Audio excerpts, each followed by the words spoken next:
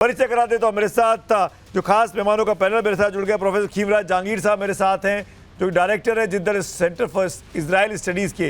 जहांगीर साहब, प्रोफेसर साहब, बहुत बहुत स्वागत है आपका। कर्नल रिटायर्ड दिनेश नैन साहब मेरे साथ हैं, आपका भी एक बार स्वागत करना चाहूँगा। आरती टिक्कू हमारे साथ बनी हुई हैं। संजीव श्रीवास्तव भी इस चर्चा में मेरे साथ शामिल होंगे कुछ ही देर में। संजीव त्रिपाठी साहब हैं, विदेश मामलों के जानकार, आपका भी स्वागत करता हूं। उमेर अनस रणनीतिक जानकार है, आपका भी स्वागत है उमेर साहब। और आरती मेरे साथ बनी हुई है। जहांगीर साहब, मेरा पहला सवाल आपसे, मुझे कहा गया आपको जाना है, आपको मैं पहले आपसे बात कर लेता हूं, 2-3 सवाल और फिर बाकी पैनल के पास चलूंगा। जहांगीर साहब, इस बात का डर था कि ये होगा और ये हो गया। पिछले 2-3 हफ्तों से बातचीत की दिशा थी, वो जिस तरीके से गुत्थी उलझ रही थी, उसे दिख रहा था कि यहाँ पर सब कुछ सामान्य नहीं होगा, ये होने वाला है। सवाल ये है, बड़ी संख्या में भारतीय उस इलाके में रहते हैं, ईरान में भी हैं, यूएई में, मिडिल ईस्ट में भी है, तमाम उन 8-9 मुल्क में। आपको क्या लगता है इवैक्यूएशन कैसे होगा? मेरी चिंता इस बात को लेकर। सुमित साहब, ये बड़ी गहन समस्या होने वाली है भारत जैसे देश के लिए।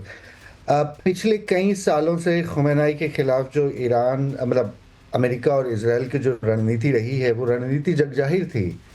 पर एक वक्त आता है जब किसी को कॉर्नर किया जाता है और उनके पास और कोई बचने का जरिया होता नहीं है। तो खुमैनी साहब की मेरे ख्याल से ये आखिरी लड़ाई हो सकती है। ईरान पिछले 5-6 सालों में जितना कमज़ोर हुआ है मिलिट्रली और स्ट्रेटेजिकली, वो अपने आप में अब एक चिंता की बात हो सकती है। अगर वो अपनी आखिरी लड़ाई लड़ रहे हैं और रिजीम के मतलब जी ये पूरा जो प्रचंड है वो सिर्फ रिजीम चेंज के लिए हो रहा है बजाय किसी और चीज के लिए, जी फिर ये रिजीम अपनी ताकत आखिरी जो भी बची है वो दिखाएंगे। और उनका सबसे बड़ा मेरे ख्याल से इस लड़ाई को रोकने का एक ही तरीका है। ईरान के नज़रिए से देखें, ईरान अमेरिका से और इजराइल से लंबी लड़ाई नहीं लड़ सकता जैसा कि जून में देखा गया था, पर ईरान एक गहन समस्या पैदा कर सकता है सारे मुल्कों के लिए जो उस इलाके में है, और भारत या दूसरे देशों के लिए भी जिनकी आबादियां वहां पे है। जी तो वो जब चिंता होगी तो अंतर्राष्ट्रीय दबाव बढ़ेगा अमेरिका पे कि नहीं आप अब इसको थोड़ा डी एस्केलेट करिए, किसी तरह से कम करिए। तो मेरे ख्याल से ये स्ट्रैटेजी ईरान की है कि इसको बायलैटरल या ट्राइलैटरल नहीं रखना है, इसको फैलाना है। जितना फैलेगा उतना ईरान का इसमें हित हो सकता है। तो मैं ये आपसे पूछना चाह रहा हूँ कि जब ये फैलेगा, ईरान का हित होगा, तो ईरान ने तो अपने सुरक्षा के लिए कह लीजिए या इसको फैलाने के लिए कह लीजिए, उसने मिडिल ईस्ट के उन तमाम मिलिट्री बेसिस को निशाना बनाना शुरू कर दिया है जहाँ पर अमेरिकन बेसिस हैं, कतर में, बहरीन में, जॉर्डन में। क्या आपको लगता है इसका रिटेलिएशन ईरान पर भी होगा? आज शाम से शुरू हो जाएगा और फिर खमेनी साहब के लिए रहना मुश्किल हो जाएगा? देखिए, Sunni gulf states including Jordan, या अबू धाबी में एक एशियन की मौत की खबर कही गई है, पर वो एशियन कौन है ये बात अबू धाबी ने अभी तक मतलब बताई नहीं है। हो सकता है वो हिंदुस्तानी निकले कल। सुन्नी देश ईरान को ये मौका देना नहीं चाहते कि ये लड़ाई उन तक पहुंचे। तो मेरे ख्याल से जितनी समझदारी उन्होंने पिछली बार जून में दिखाई थी, वो इस लड़ाई में सीधे नहीं कूदेंगे, वो रिटेलिएट नहीं करेंगे। और उनको रिटेलिएशन करने की जरूरत भी नहीं है। जो हमले अमेरिका और इजराइल कर सकता है, वही हमले ईरान की बची कुची ताकत को दबा सकते हैं। तो मेरे ख्याल से ये देश ईरान को वो मौका नहीं देंगे डायरेक्टली एंगेज करके। कोई भी रीजनल पार्टी अगर ईरान को एंगेज करती है तो फिर वो एक अलग डायमेंशन खोल सकता है ईरान के लिए। पर मेरे ख्याल से हमले की जितनी भी जिम्मेदारी है वो अभी तो अमेरिका और इजराइल की है। एक चीज़ और समझा दीजिए मुझे जहांगीर साहब, कि क्या चीन और रूस की मदद ईरान पहुंचेगी? क्या चीन और रूस खुलकर इसमें लड़ाई में शामिल होंगे या स्ट्रेटेजिकली शामिल होंगे, इंटेलिजेंस के तौर पे शामिल होंगे, सैटेलाइट इंफॉर्मेशन के जरिए शामिल होंगे? वो नहीं होंगे। अगर वो होते तो जून में वो बुरी स्थिति न होती ईरान की जो उस समय हुई। 12 दिन की लड़ाई के बाद ईरान के पास कुछ बचा नहीं था, और न ईरान अमेरिका और इजराइल का कुछ नुकसान कर पाया जितना वो नुकसान करने की धमकियां देता रहा है। देखिए, चाइना एक अलग तरह की राजनीति पे खेलता। चाइना इन राजनीतिक गुटबंदियों का इस्तेमाल करता है, पर वो अपनी ऊर्जा उसमें खेपता नहीं है। तो चाइना कभी भी इस तरह के कॉन्फ्लिक्ट में डायरेक्टली नहीं कूदेगा, जो कि मिडिल ईस्ट का मसला है और ग्रेट पावर पॉलिटिक्स का भी मसला। उनके लिए ये सारी लॉन्ग टर्म चीजें हैं जी। तो ईरान मेरे ख्याल से अकेला थकेला ही है, और कम से कम जितने भी दूसरे मतलब हितैषी हैं ईरान के, वो इस बात से भी वाकिफ हैं, जैसे कि एक आपके आरती जी ने कहा, ईरान की जो रिजीम की जो अंदरूनी स्थिति है ना, वो भी बड़ी चिंता की वजह बनी हुई है। ईरान की अब ये सोचिए ना कि सैकड़ों लोग निकल के आते हैं और कहते हैं साहब हमें बचाइए इस रिजीम से, आप इस रिजीम का कुछ कीजिए ताकि हम इस रिजीम से निजात पा सकें। जी। तो कई लोग ये कहते हैं कि साहब ये जो इंटरवेंशन है इसको एक ह्यूमैनिटेरियन इंटरवेंशन भी कहा जा सकता है। हालांकि वो बड़ी पेचीदा बातें होती हैं अंतर्राष्ट्रीय कानून में, पर मेरे ख्याल से इस रिजीम का जो एक डोमेस्टिक क्राइसिस है वो भी अपने आप में दूसरे देशों के लिए बड़ी चिंता की वजह बनी हुई है कि ईरान को कैसे बचाया जाए। मैं जहांगीर साहब, प्रोफेसर साहब आपको रोक रहा हूँ 1 मिनट के लिए। बड़ी खबर आ रही है, आपसे एक दो सवाल और लेने, आप जाइएगा मत मुझे। बड़ी खबर इस वक्त आ रही है वॉर जोन से। ईरान पर हमले का इजराइल ने एक वीडियो जारी किया है।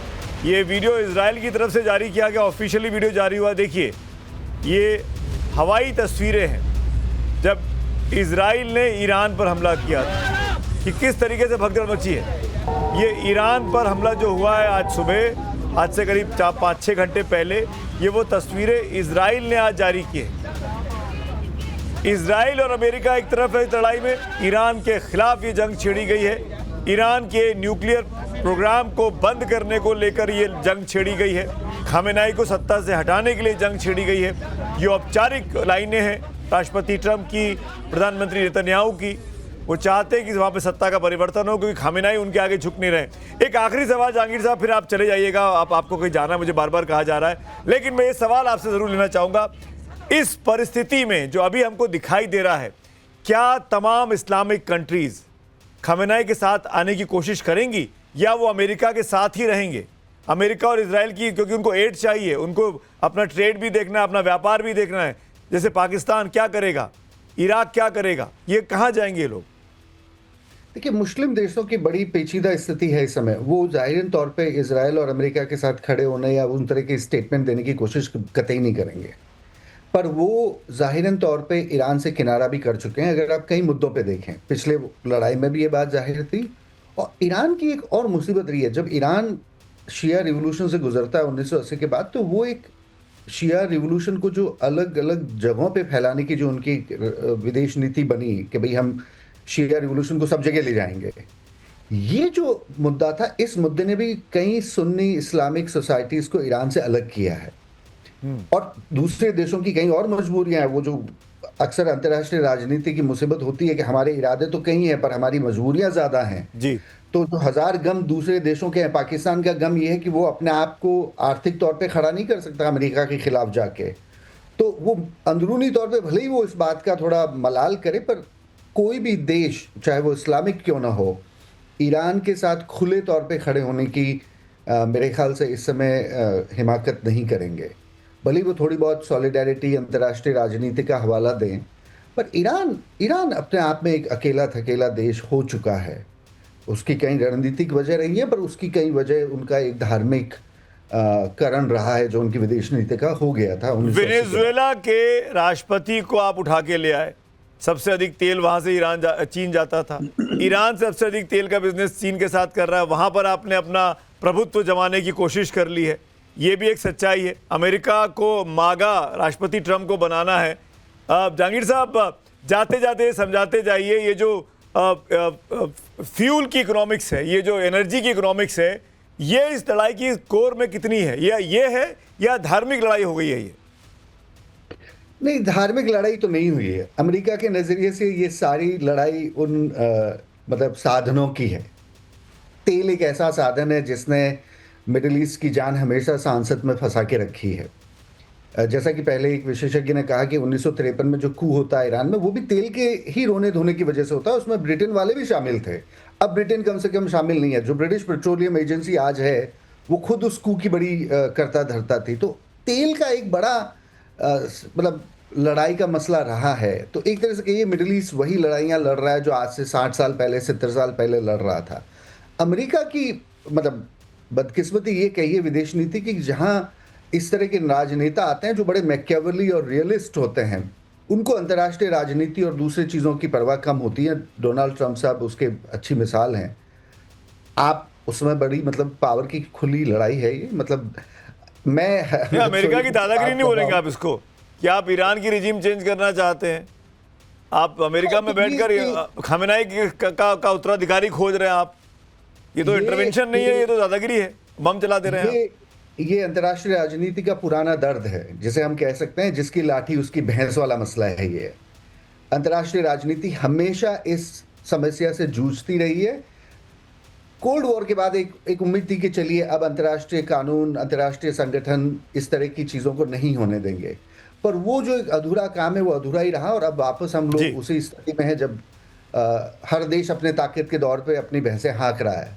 जी प्रोफेसर जहांगीर, आप शुक्रिया आपके वक्त के लिए, लेकिन बाकी पैनलिस्ट के पास चलूंगा उसके पहले एक बड़ा इंपॉर्टेंट ग्राफिक्स दिखा देना चाहता हूं दर्शकों को। ये बड़ी स्क्रीन पे चलते हैं और एक बार देखते हैं आखिरकार क्या दिखाई, कहां कहां पर अमेरिकी बेड़े तैनात हैं जो ईरान के लिए अब खतरे का सबब बनने वाले हैं। उस ग्राफिक्स को मैं चाहूंगा यहाँ प्ले किया जाए इस बड़ी स्क्रीन पर। ये आप देख सकते हैं समंदर में कहां कहां अमेरिकी जंगी बेड़ा इस वक्त मौजूद है।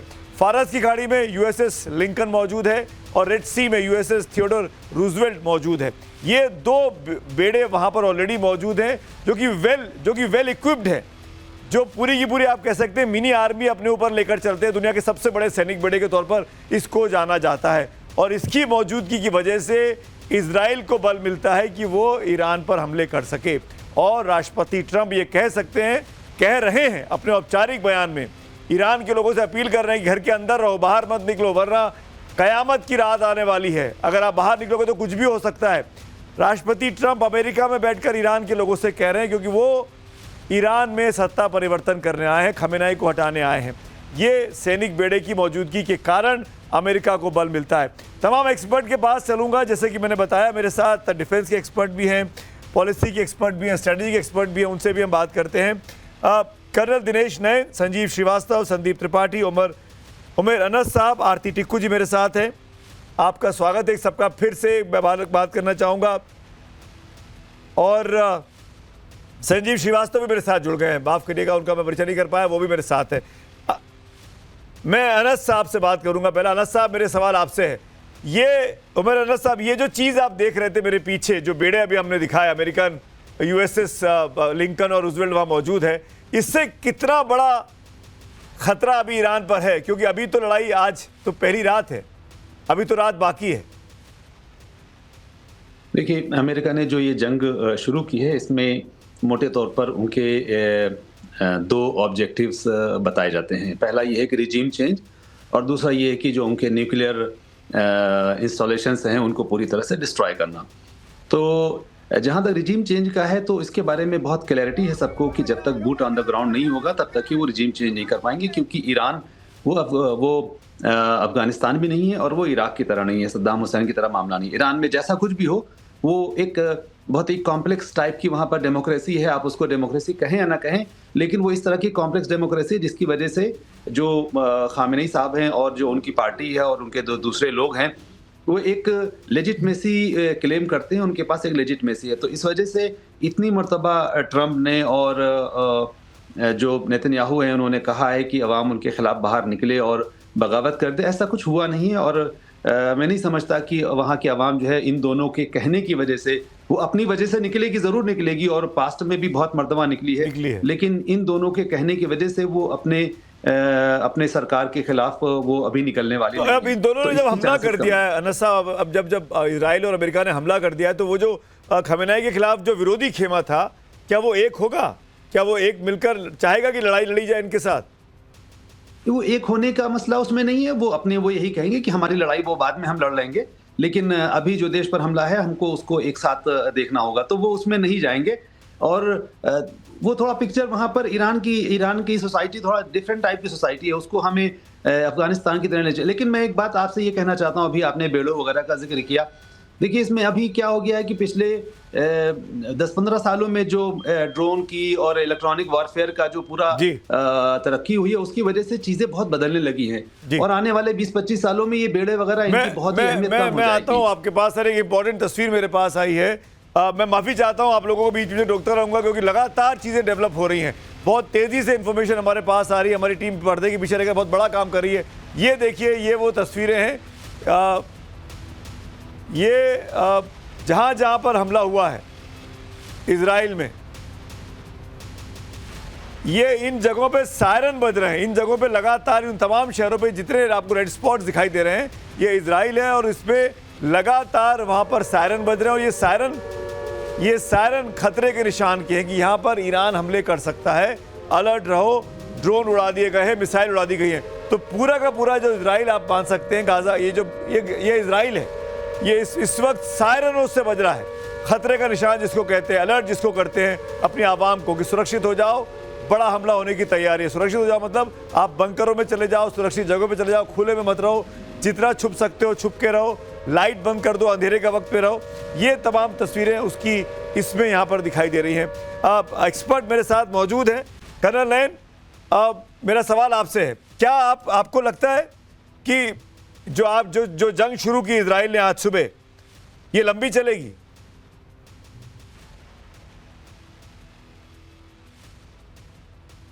कर्नल नयन, मेरा सवाल आपसे। कर्नल दिनेश नयन साहब का लगता है सिग्नल चला गया है, वो सुन नहीं पा रहे हैं मुझे। इनफैक्ट संजीव श्रीवास्तव जी, क्या आप मुझे सुन पा रहे हैं?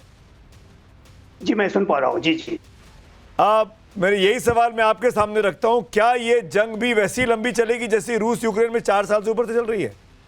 क्या देखते हैं आप? देखिए सुमित जी, मुझे लगता है कि ईरान इस जंग को बहुत लंबे समय तक चला के नहीं रख सकता। रशिया यूक्रेन का आपने जिक्र किया, रशिया यूक्रेन के बीच का जो युद्ध है वो एसेंशियली महाशक्तियों के बीच में अप्रत्यक्ष रूप से लड़ा जा रहा है। वो वहां पर जो मेजर पावर्स हैं वो वहां पर इन्वॉल्व हैं, यूक्रेन के सैनिकों के कंधों पर रखकर के अमेरिका और नेटो ने बंदूकें चलाई। संजीव जी, सॉरी बीच में इंटरवीन कर रहा हूं, क्या चीन चाहेगा कि ईरान ये लड़ाई हार जाए और ईरान के तेल कुओं पर अमेरिका और इजराइल का कब्जा हो जाए? क्या चीन चाहेगा ऐसा? देखिए नहीं, चाइना ऐसा चाहेगा तो नहीं, लेकिन तो चाइना मदद करेगा फिर ईरान की? लेकिन चाइना कोई डायरेक्ट इंटरवेंशन करने नहीं जा रहा है, ये बात भी स्पष्ट है। और इसका कारण बहुत स्पष्ट है कि चाइना की जो एक आत्म केंद्रित जो सेल्फ सेंट्रिक सोच होती है, जहां पर उसके स्वयं के डायरेक्ट इंटरेस्ट इन्वॉल्व नहीं होते हैं, वहां पर चाइना इंटरवीन नहीं करता है। और यदि चाइना ने किसी तरीके का डायरेक्ट इंटरवेंशन किया तो ये जो पूरी स्थिति है वो विश्व युद्ध में बदल सकती है। और रशिया यूक्रेन के युद्ध का भी मैं यहाँ पर एक दृष्टांत देना चाहूंगा कि रशिया यूक्रेन के बीच का युद्ध यूक्रेन की टेरिटरी तक इसी वजह से सीमित रहा क्योंकि रशिया भी इस बात को जानता था और अमेरिका और नेटो भी इस बात को जानते थे कि जिस दिन वो एक दूसरे के खिलाफ डायरेक्ट जाएंगे। संजीव जी, माफी चाहता हूं, मैं माफी चाहता हूं, बीच में इंटरवीन कर रहा हूं। एक इंपॉर्टेंट मेरे साथ इंडियन जुड़ गए हैं जो इजराइल में रहते हैं, जीवा इनका नाम है। जीवा जी, शुक्रिया। आप इजराइल में कहाँ, तेल अवीव में कहाँ पे आप ठीक तो हैं वहां पे आप लोग?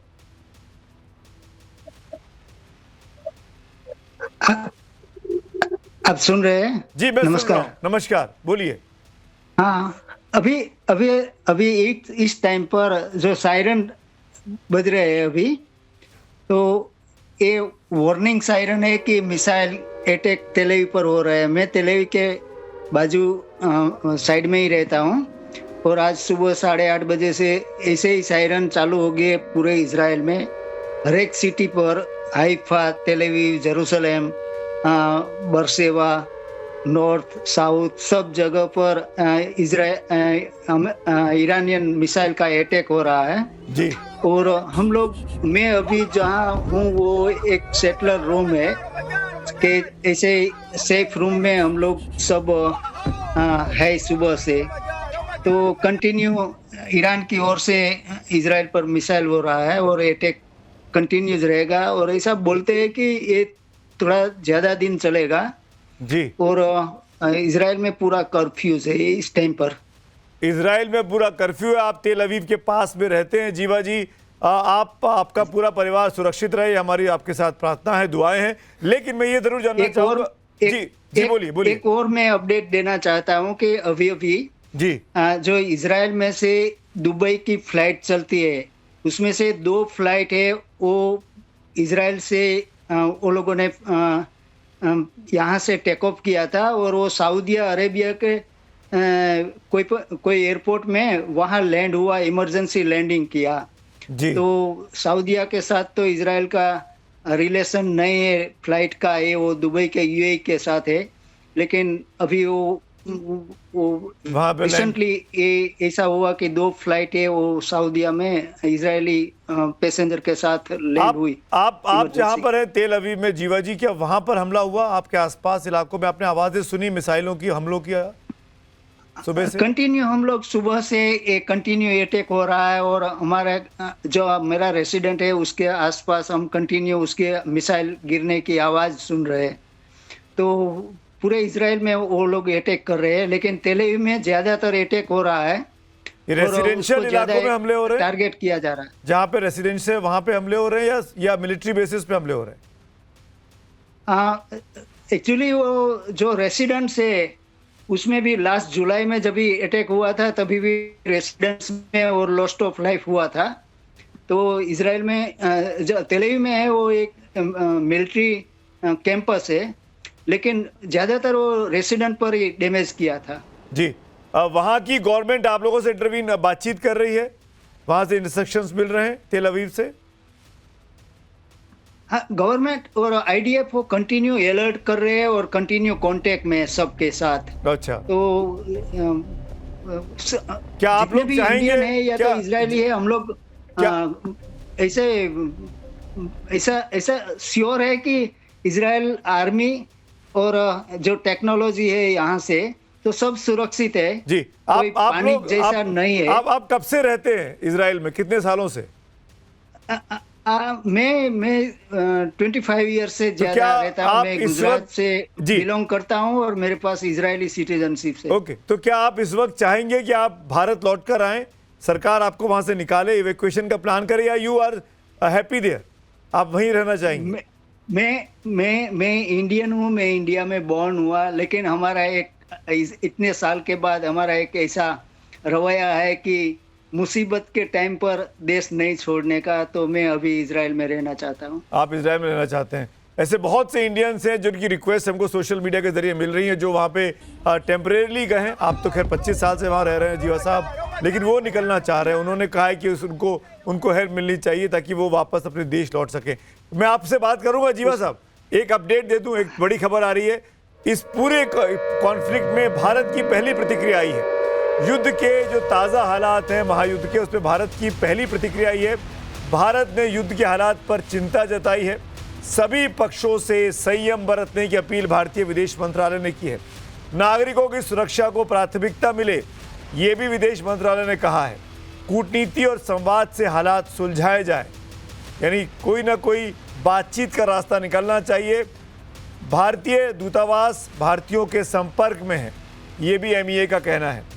जो दूतावास है अलग अलग कंट्रीज़ में, अलग अलग इलाकों में, वो इंडियंस के साथ संपर्क में हैं, ये भी विदेश मंत्रालय के औपचारिक बयान में कहा गया है। संयम बरतना चाहिए, बातचीत के जरिए इस समस्या का समाधान ढूंढना चाहिए। ये एक पहली भारत की तरफ से बड़ी संयमित और संभली हुई प्रतिक्रिया आई है भारत सरकार की तरफ से। जीवा जी, यही सवाल मैं आपसे पूछ रहा था और यही मैं जानना चाहूँगा। इसके बाद मैं पैनल को खोल दूंगा अगले उसमें। क्या वहाँ पर आप लोगों के पास बंकर्स वगैरह हैं? आपने कहा कि आप सेफ इलाके में रह रहे हैं, तो क्या आपने घरों में बंकर्स वगैरह बना के रखे हुए हैं, बेसमेंट्स बना के रखे हुए हैं? अभी जो मैं बैठा हूँ वो एक मेरा जो घर है उसमें एक रूम है, वो सेफ रूम है। ऐसे ही फैसिलिटी पूरे इजराइल में है। जितने भी बिल्डिंग है, जितने भी घर है, उसमें एक सेफ रूम रहता है स्पेशल, और वर्क के टाइम पर या कोई इमरजेंसी के टाइम पर उसका यूज किया जाता है। तो वो सेफ रूम इतना सेफ रहता है कि कोई भी मिसाइल अटैक है या कुछ भी है तो उसमें से हम सरवाइव हो सकते हैं।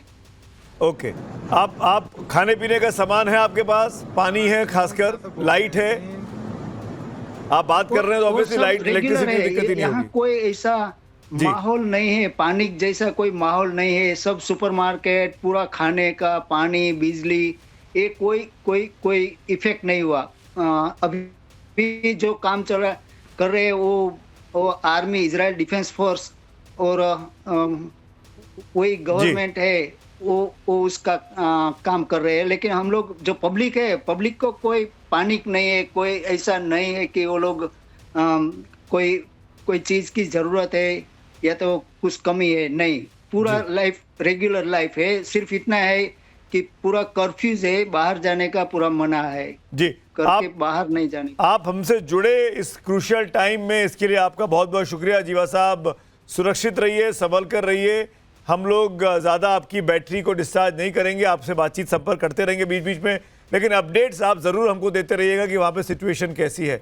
We hope and pray that situation should be calm and peaceful as soon as possible. Thank you so much जीवा साहब, धन्यवाद for sparing out time. धन्यवाद। संदीप त्रिपाठी जी, मैं आपके पास आना चाहता हूं इस चर्चा में। संदीप जी, आपने देखा क्या सिचुएशन है और इजराइल में किस तरीके से जो लोग रह रहे हैं उनके भी पर क्या बीत रही है।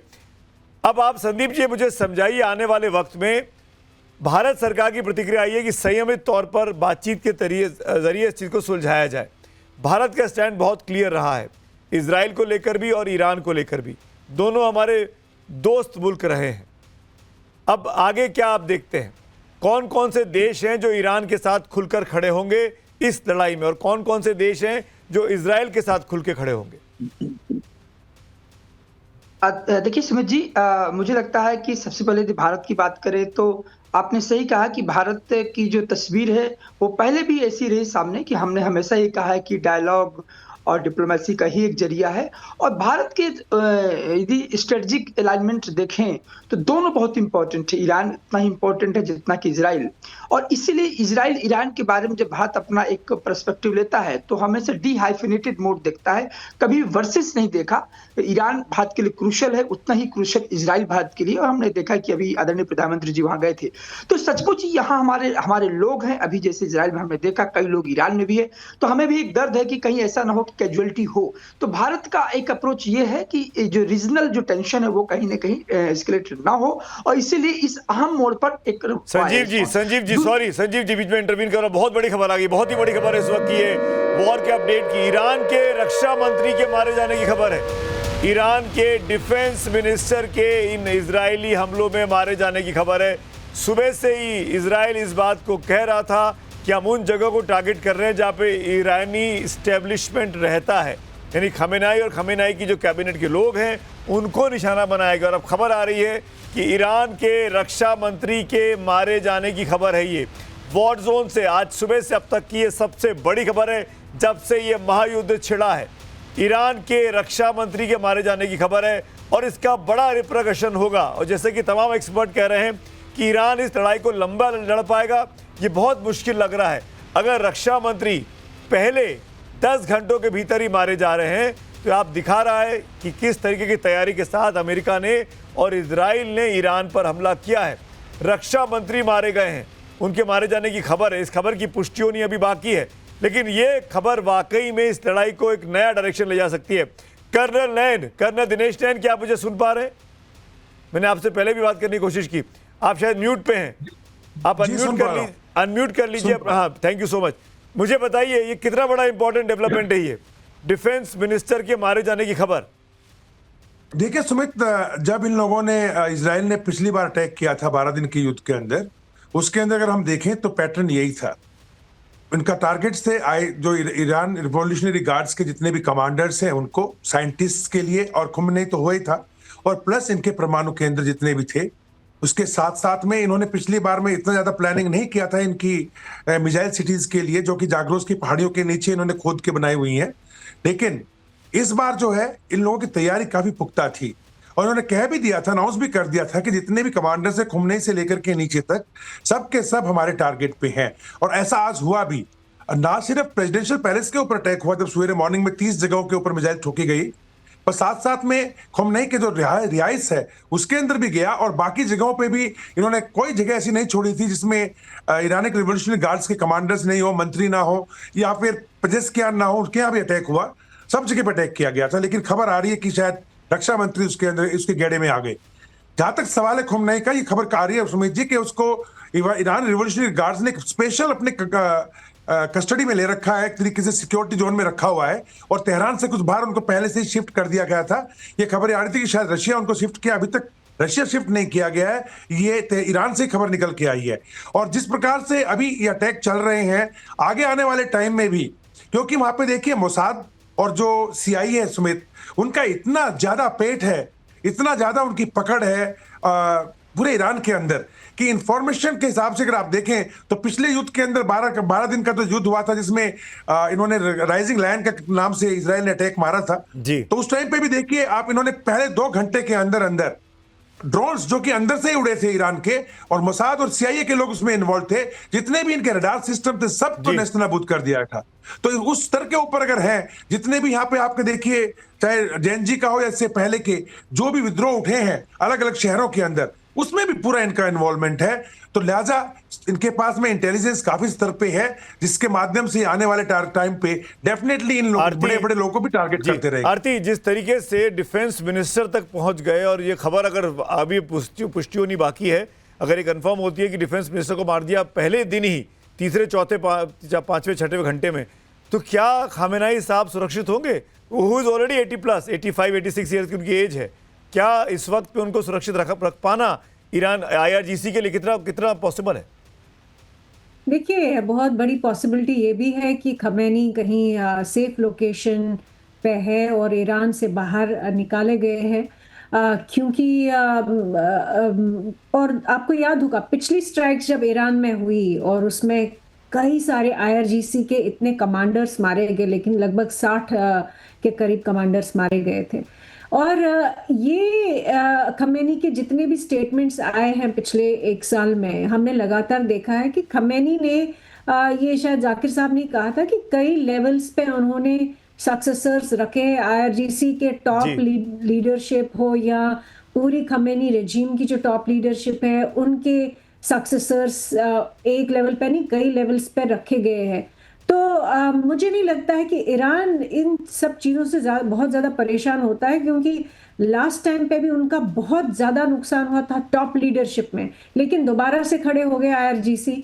दूसरी बात ये कि आरती, मैं भी जो इंटरवीन कर रहा हूं, मैं आऊंगा आपके पास, जो आप भी कंटिन्यू करना, लेकिन इस बीच जैसा कि हमने बताया, ईरान के डिफेंस मिनिस्टर के मारे जाने की खबर है। अब रिटेलिएशन ईरान कर रहा है। इजराइल के हाइफा में ईरान का बड़ा हमला हुआ है। हाइफा शहर पर बहुत बड़ा हमला है। ईरान ने एक और बैलिस्टिक मिसाइल दागी है, हाइफा शहर पर मिसाइल दागी। हाइफा शहर इजराइल का बड़ा शहर है, आबादी वाला शहर है।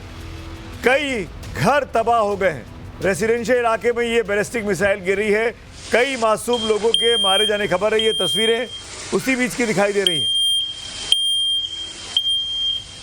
और जैसा कि कुछ देर पहले हमारे साथ तेल अवीव से जुड़े हुए थे जीवा साहब, वहाँ के लोकल रेसिडेंट, वो बता रहे थे कि लगातार सायरन बज रहे हैं। ये देखिए तस्वीरें हाइफा की हैं। हाइफा में मिसाइल गिरी है ईरानी। हाइफा इजराइल का बड़ा शहर है और वहाँ पे बड़ी संख्या में आम लोगों के, रेसिडेंट्स के मारे जाने की खबर आ रही है। बहुत बड़ा हमला, रिटेलिएशन जवाब में ईरान ने इजराइल पर किया है। आरती, प्लीज कंटिन्यू। आरती, आप कुछ कह रही थी। हाँ सुमित, एक और बड़ी जो खबर आई है, क्योंकि मैं भी लगातार मॉनिटर कर रही हूँ कि क्या खबरें आ रही है जी। एक और खबर आई है कि ईरान के अंदर एक बहुत बड़े स्कूल में बच्चियां मारी गई है, लगभग 30 से 50 की रेंज में कह रहे हैं।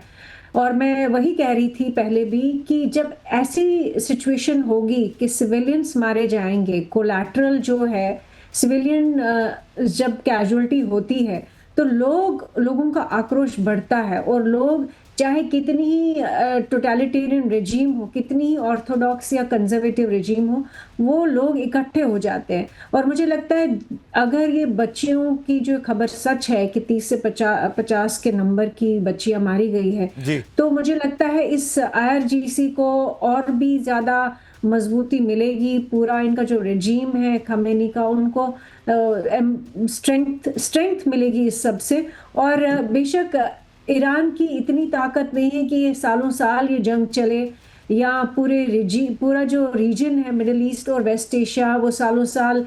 देखिए, ईरान जो है वो इराक है नहीं।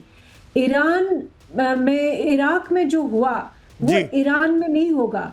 ईरान एक बहुत पुरानी सभ्यता है, एक सिविलाइजेशन है, और उनका जो पूरा गवर्नेंस का स्ट्रक्चर है, एडमिनिस्ट्रेशन का स्ट्रक्चर है, बेशक फाइनेंशियली उतने पावरफुल ना हो, लेकिन जो स्ट्रक्चर है वो बहुत मजबूत है। 79 में जब रेवोल्यूशन हुआ, तब से लेकर अभी तक ये रेजीम बैठी है, डिस्पाइट कि इतने सैंक्शंस अमेरिका ने लगाए। हर रेजीम जो अमेरिका में आई, उन्होंने इनके ऊपर सैंक्शंस लगाए। अरब स्टेट जो है बहुत खुश हो जाती है ईरान पे जब सैंक्शंस लगते हैं, क्योंकि ऑयल प्राइसेस इनफैक्ट इस सारी सिचुएशन में भी ऑयल प्राइसेस ऊपर जाएंगी और अरब कंट्रीज को मुनाफा होगा उससे, लेकिन इससे बाकी कंट्रीज को नुकसान होने की हमारे बहुत, देश पे इसका गुंजाइश क्या है। असर होगा, ये भी बड़ी इंपॉर्टेंट चीज़ है। इकोनॉमिकली हमको कितना झटका सहना पड़ेगा, क्योंकि ईरान से हम तेल लेते रहे थे, हालांकि अमेरिका का बहुत प्रेशर रहा है कि तेल अब सिर्फ अमेरिका से ही लिया जाए, और कहीं से रूस से उसने बंद करा दिया टेरर के चक्कर में ट्रंप ने। संजीव त्रिपाठी मेरे साथ अब जुड़ गए। संजीव जी, ये सवाल मेरा आप ही से है, इस लड़ाई का कितना असर भारत की अर्थव्यवस्था पर पड़ने वाला है? देखिए, निस्संदेह इस तरीके का जब टेंशन है, रीजनल टेंशन है, तो हम ये देख सकते हैं कि इसका असर पड़ेगा। हालांकि ऑयल की जहां तक बात है तो हम ईरान से बहुत ही मिनिमम ऑयल लेते हैं, लेकिन मैं इस पूरे मैट्रिक्स को ऑयल तक नहीं देखता हूं। इस सबसे इम्पोर्टेंट ये है कि जो भारत का वहां जो इंटरेस्ट है कॉरिडोर को लेकर, इंफ्रास्ट्रक्चर को लेकर के, चाबहार पोर्ट को लेकर के, ये जो स्ट्रेटेजिक लोकेशन है ईरान भारत के लिए बहुत महत्वपूर्ण है। वहां पर स्टेबिलिटी होना, शांति होना भारत के डायरेक्ट इकोनॉमिक जो लाइन है वो इम्पैक्ट करेगी, मुझे लगता है। तो मुझे ये इसीलिए भारत बार-बार कोशिश करता है। ये शांति बहाल कैसे होगी? खमेनेई के जाने के बाद हो जाएगी? जी, ये जो आपने बहुत बड़ा सवाल कर दिया कि खमेनेई के जाने के बाद, ये देखिए, अभी जो मैं अपने पैनलिस्ट से सहमत हूँ, खमेनेई वो सद्दाम हुसैन नहीं है इराक की, ये बात समझना पड़ेगा अमेरिका को। और मुझे लगता है इसीलिए ये वॉर सभी लोग कह रहे हैं कि बहुत बहुत कम चलेगा। मैं हमेशा कहता हूं कि ये वॉर लंबा खींचेगा, क्योंकि इस वॉर में जो एक अंडरस्टिमेट किया जा रहा है ईरान को, स्पेशली एलायंस को लेकर के, कि रूस नहीं आएगा, चाइना नहीं आएगा। मैं आपको 2 दिन की पहले की खबर बता दूं, चाइना ने खुलकर कहा है कि अभी देखते, वेट एंड वॉच करते 2-3 दिन में क्या होता है चाइना के साथ। चाइना अब जो है अपने रेयर अर्थ को जो एक्सपोर्ट कर रहा था अमेरिका को, वो रोकेगा। तो जो वेपनाइज करेगा रिसोर्सेज के थ्रू अपने अमेरिका को, तो अमेरिका को घुटनों पर लाएगा। तो मुझे लगता है इस वॉर को इतना ज्यादा लिमिटेड स्पेस में देखा जाए कि 4 दिन में खत्म हो जाएगा। यही गलती हम रशिया यूक्रेन वॉर में कर रहे थे। देखिए, लड़ाई कब खत्म होगी, कितने दिन चलेगी, ये तो हम लोग अंदाजा भी नहीं लगा सकते, और लगाना भी नहीं चाहिए, क्योंकि हम लोग वहां नहीं है। लेकिन मैं ये जरूर जानना चाहूंगा संजीव आपसे, देश में क्या होगा? ये रूट मेडिटेरियन सी वाला, रेड सी वाला, इस पे अगर वॉर शिप चल रहे हैं, वॉर उड़े हुए हैं, हवाई जहाज, एयर रूट्स बंद हो जा रहे हैं, तो जो आदान प्रदान, आयात निर्यात होता है, वो सीधे इम्पैक्ट करने वाला है। ऐसे में जो करोड़ों लोग भारतीय मूल के वहां रहते हैं, जो रेमिटेंस हमारे देश में आता है, ये बहुत सी चीजें जुड़ी हुई हैं आपस के अंदर। आपको क्या लगता है कि इसके अपनी अर्थव्यवस्था पर, अपनी जीडीपी पर क्या असर पड़ने वाला है आने वाले दिनों में?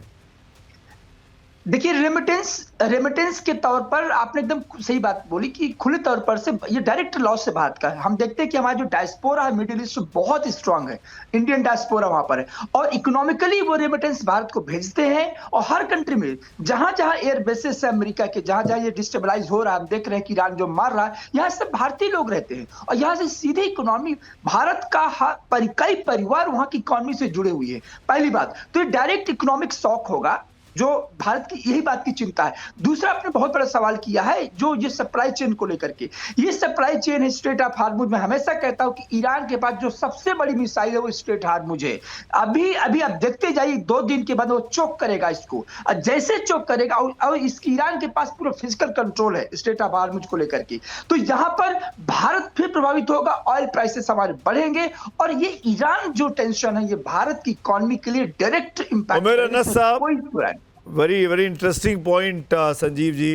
उमेर अनस साहब, मैं आपसे पूछना चाहूँगा आगे क्या हम मैं बड़ी categorically specifically as an Indian आपसे सवाल कर रहा हूँ, हम भारतीयों को जो इम्पैक्ट पड़ने वाला है उसका रास्ता कैसे निकल सकता है? क्या कोई तरीका है कि भारत इस लड़ाई में एक महती भूमिका निभाए और इसको शांति के रास्ते पर लेकर आए, जो हमने अपील की अभी एमईए के जरिए, एमईए का जो स्टेटमेंट आया? देखिए, इसमें मैं कुछ एक बातें जोड़ना चाहूँगा। इसमें पहली बात तो ये है कि मैं इस बात को ज़्यादा नहीं समझता कि ये जंग बहुत ज़्यादा लंबी खींचने वाली है।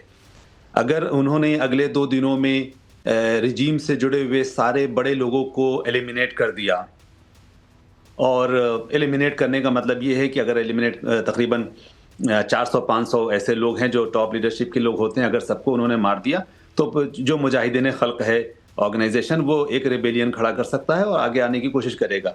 लेकिन उसकी संभावना मुझे बहुत कम नज़र आ रही है।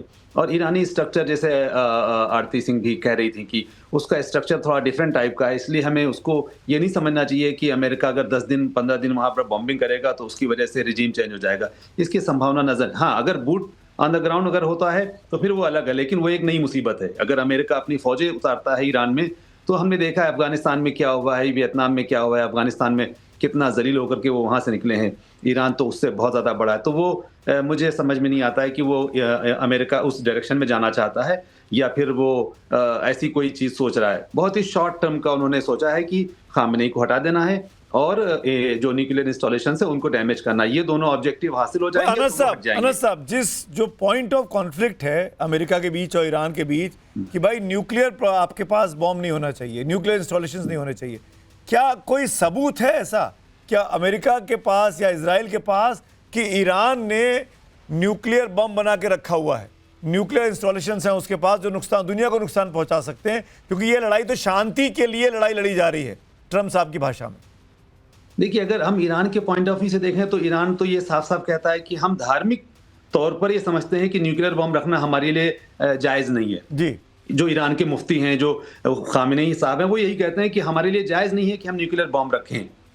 तो वो कहते हैं कि हम कभी नहीं बनाएंगे। और लेकिन उसके जगह पर जब वो यूरेनियम का इन्रिचमेंट करते हैं और उस परसेंटेज से आगे बढ़ जाते हैं तो लोगों को शक होता है कि वो बनाना चाहते हैं। तो इस वजह से वो देख रहे हैं। लेकिन मैं इसके आगे की मैं ये बात समझता हूँ कि अगर आप वर्ल्ड पॉलिटिक्स को देख रहे हैं तो उसमें इजराइल को अमेरिका ने इस पूरे क्षेत्र का एक सुपरवाइजर के तौर पर, एक वायसराय के तौर पर फिक्स कर दिया है कि वो रहेगा। तो ऐसे में उस जो वायसराय है इस क्षेत्र का, जो इंस्पेक्टर है इजराइल, उससे आगे किसी की ताकत नहीं होना चाहिए। तो अगर ईरान की ऐसी कोई भी चीज़ है जो इजराइल से आगे बढ़ रही है तो इजराइल के लिए वो एक एग्जिस्टेंशियल थ्रेट माना जाएगा और उसको नीचे किया जाएगा। अभी मैं आपको ये बता रहा हूँ कि अगर ईरान आज ख़त्म हो जाता है तो अगला नंबर फिर एग्जैक्टली इसी तरह से वो टर्की को डील करेंगे। जब टर्की ख़त्म हो जाएगा तो उसके बाद वो सऊदी अरब को लेंगे। वो एक एक करके सभी देशों को उसी तरह से वो डील करेंगे। वो रास्ता वो कभी रुकने वाला नहीं है, क्योंकि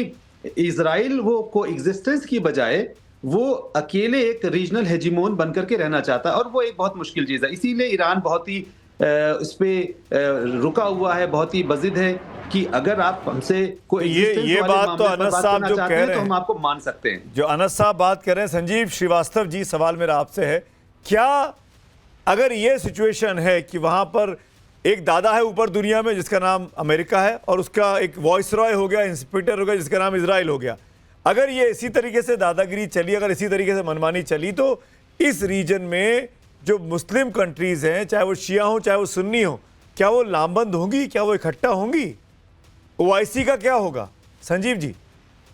देखिए सुमित जी, एक बात मैं ईरान के संदर्भ में कहना चाहता हूं आपके बड़े सम्मानित चैनल के माध्यम से कि ईरान को जो अभी तक उसकी पॉलिसी पोजीशंस रही हैं, चाहे वो न्यूक्लियर वेपन्स के संदर्भ में हो या आतंकवाद को इंस्ट्रूमेंट ऑफ स्टेट पॉलिसी और आतंकियों को स्ट्रेटेजिक एसेट के रूप में इस्तेमाल करने की जो ईरान की नीति रहती है, हमास, हिजबुल्लाह, हूती तथा इराक और सीरिया में ऑपरेट कर रहे जो छोटे बड़े जो आतंकी संगठन हैं वो सभी ईरानियन प्रॉक्सीज हैं। और उसी में से एक ईरानियन प्रॉक्सी हमास ने इजराइल के ऊपर सबसे बड़ा आतंकी हमला किया था। एक ही दिन के अंदर 1200 लोगों की बचरिंग की गई थी, 250 लोगों को उठा के ले गए थे और लंबे समय तक उनको छुड़ाने के लिए पर संजीव जी, उसके बाद इजराइल ने जो किया फिलिस्तीन में 50, 60, 70 हजार लोग मारे गए, कई हजार बच्चे मारे गए, मासूम मारे गए, पूरा का पूरा इलाका नेस्तनाबूद कर दिया गया। आप ट्रम्प साहब वहां पे पीस बोर्ड बनाने की बात कर रहे हैं। आपको लगता नहीं है कि जो यूरोप कल तक साथ दिखाई दे रहा था इजराइल के, कई दुनिया के तमाम मुल्क, जो बड़े बड़े मुल्क साथ दिखाई दे रहे थे, उन्होंने भी धीरे धीरे करके दूरी बना ली नेतन्याहू साहब से? देखिए, मैं अवश्य इस बात को मानता हूं कि जो इजराइल के ऊपर सबसे बड़ा आतंकी हमला हुआ, उसके बाद इजराइल ने जो युद्ध शुरू किया हमास को डेसिमेट करने के लिए, पूरी तरह से डिस्ट्रॉय करने के लिए, उसके जो कोलेटरल डैमेजेस हैं वो बहुत बड़े हुए हैं। और पूरे गाजा में एक बहुत ही सीवियर, और मैं फिर से कहूंगा बहुत ही सीवियर ह्यूमैनिटेरियन क्राइसिस वहां पैदा हुई, जिसमें कोई दो राय नहीं है। और उसके लिए हम सभी की संवेदना लगातार गाजा के लोगों के साथ है और सभी ये चाहते हैं कि उनके साथ एक अच्छा ट्रीटमेंट हो। इस बात को यूनाइटेड स्टेट्स ऑफ अमेरिका की तरफ से भी लगातार इजराइल को यही सलाह दी जाती रही और भारत भी उसका समर्थक रहा है। लेकिन जो मैं ये बात कह रहा था सुमित जी, जरा मुझे 1 मिनट का मौका जी जी, बोलिए बोलिए प्लीज। ईरान के संदर्भ में जो ईरान की इजराइल के प्रति जो एक सोच रहती है, वो होलोकॉस्ट को डिनाई करते हैं। वो ईरान जो इजराइल को जर्नलिस्ट रिजीम कह के पुकारते हैं और जाहिर है कि उसको एक वर्ल्ड मैप से वाइप आउट करने की बातें भी कही जाती हैं। Death to America, death to Israel के नारे लगते हैं ईरान में और ईरान के जो सुप्रीम लीडर अयातुल्लाह खामनेई इस तरीके की बातें करते हैं।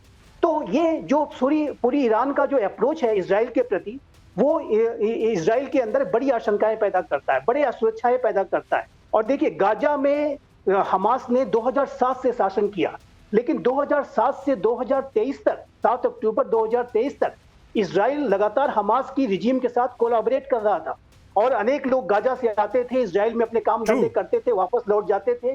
लेकिन ये जो इतने लंबे अंतराल के बाद ये सोच करके कि हमास के अंदर कुछ परिवर्तन आ जाएगा, हमास ने अचानक सारे जो ट्रस्ट बिल्डिंग को एक दिन में ही धराशायी कर दिया 7 अक्टूबर को, जब अचानक उसने हमला किया। और सुमित जी, मैं देखिए, मैं इस बात को स्पष्ट रूप से कहना चाहता हूं कि हमास के द्वारा इजराइल पर जो 7 अक्टूबर 2023 को हमला किया गया था, वो इजराइल की जो नॉर्मलाइजेशन का जो प्रोसेस चल रहा था, वो पीस प्रोसेस नो डाउट 7 अक्टूबर के हमले के बाद दुनिया की परिस्थिति और खासकर लड़ाई को लेकर स्थिति बदल गई।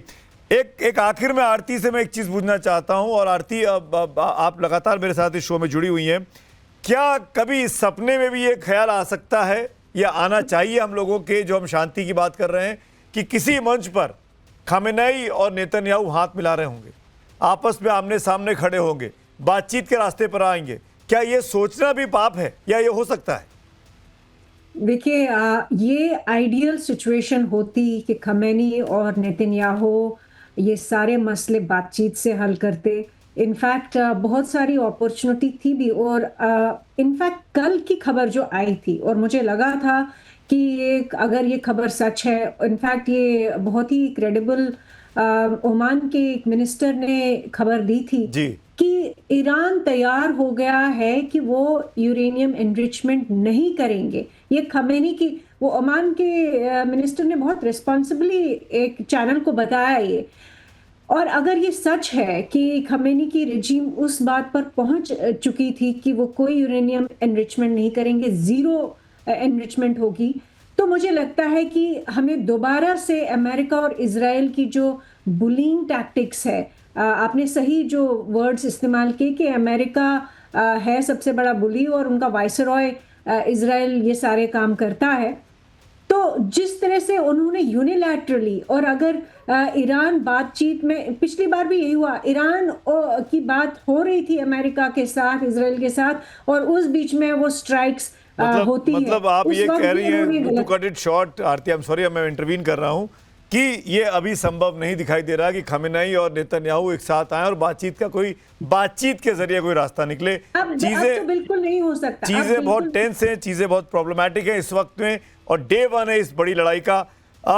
इस वक्त क्या अपडेट है? लगातार आप टाइम्स नाउ नव भारत पर देख रहे हैं, तमाम मेहमान मेरे साथ बने हुए हैं।